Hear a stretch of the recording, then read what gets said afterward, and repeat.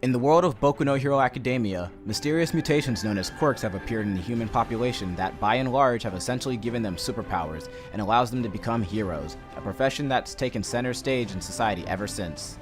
Quirks are an amazing power medium because it serves as the backbone for the series, and there's a lot more thought put into the system than what appears at the surface. Most quirks aren't really superpowers for the most part if they're in possession of someone who doesn't care to push that quirk to its uppermost limit, but quirks are also amazing because they aren't all just singular powers that work in one way and that's it.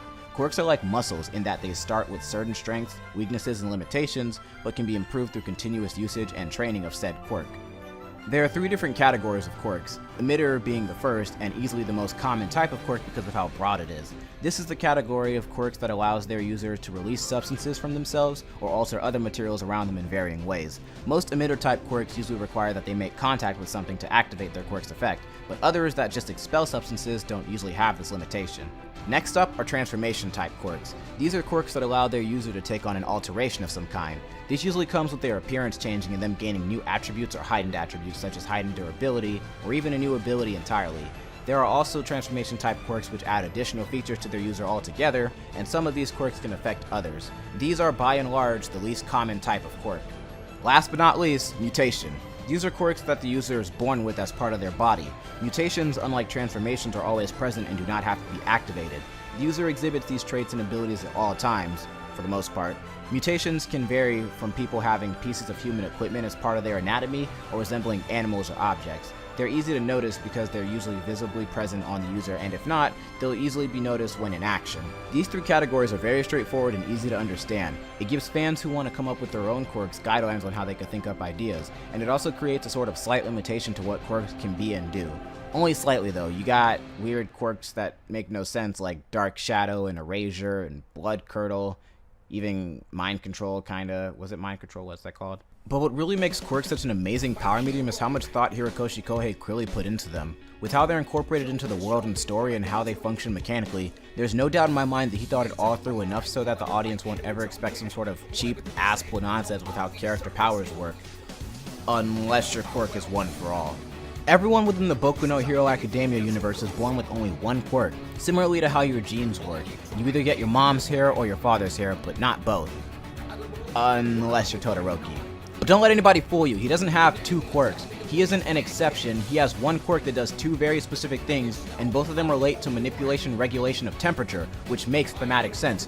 His father had a fire quirk and his mother had an ice quirk, and if the quirks are compatible enough, a new hybrid type of quirk can be made. So please don't make your original Boku no Hero Academia character have two quirks. It's not creative, it's just pretentious. But anyway, back to my original point, you can only have one quirk and it usually either comes with some sort of huge drawback or it isn't particularly strong on its own. But these quirks can be improved to have new ways to be used and give their user a better fighting chance in the hero business. There are multiple ways you can be a hero too. They don't all engage in exclusively combat, and this means that a character whose quirk is to just stick their balls to surfaces, and a quirk that can make things float can still become famous heroes. Special moves are also an important part of what allows heroes to be viable because it allows them to find new ways to utilize their quirks in different circumstances. Like Aizawa says, a hero with only one trick ain't gonna be that good of a hero.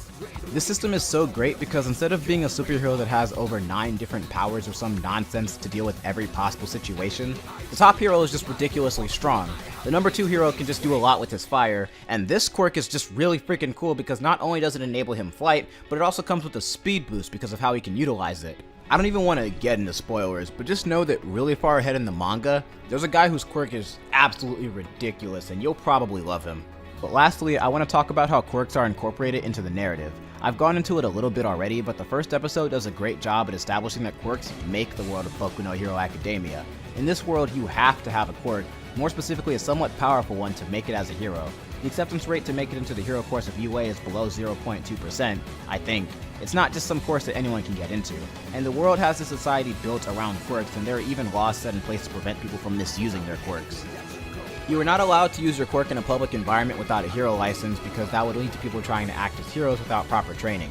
Heroes, despite all their power, are really just essentially professional community service workers. All they do is help rescue and protect people and fight villains, but they have no real legal authority. The arresting and apprehension is done by the police force, which is a largely quirkless group that originally didn't condone the usage of quirks in fear of them being used as weapons.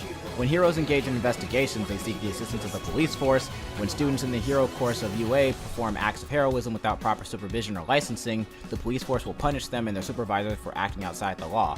Oh yeah, and a side note that I can't think to fit anywhere is that one quirk that can erase other quirks can erase mutation type quirks because they're always active, which is pretty cool detail. I guess I could have put that in the mutation section, but I didn't think about it until just now.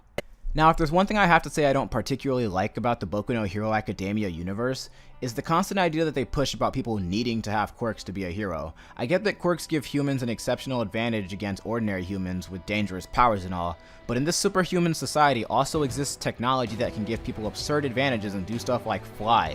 The technology literally allows quirks that would be utterly useless to be viable, like Naval Laser. Not to mention that people without strength, the jumping enhancing quirks can still jump 10 feet high and send people flying anyway. Ordinary humans can't do that. If your only thing your quirk can do is erase, then wouldn't you be as good as a quirkless person under some circumstances? Unless you have some piece of equipment that you can apparently control with your mind, or something that basically carries you? Even in the Vigilante spin-off, Knuckle Duster is a quirkless man who basically proves my point. If he took the hero course, he'd be savage! Yeah, sure, an ordinary human will never hold a candle to Endeavor or All Might, but neither will Captain Tail, Invisigirl, or Sound Mike, or Eraserhead. And that's not the point of being a hero anyway. But anyway, that was just a side thought, it's not really that important.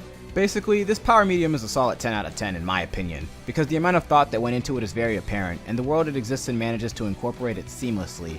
It's overall just a spectacular system to base the powers of characters off of, and I can see a fair amount of creative potential within it, while still having it be very blatantly shonen. We've already seen what can be done with quirks, and I'm still looking forward to seeing more in the future. Anyway, I hope I managed to sound competent and credible enough to keep your attention the entire time. If you like this video, then do that thing that ensures you'll see my next video when I release it. Thanks for watching, and thanks for watching.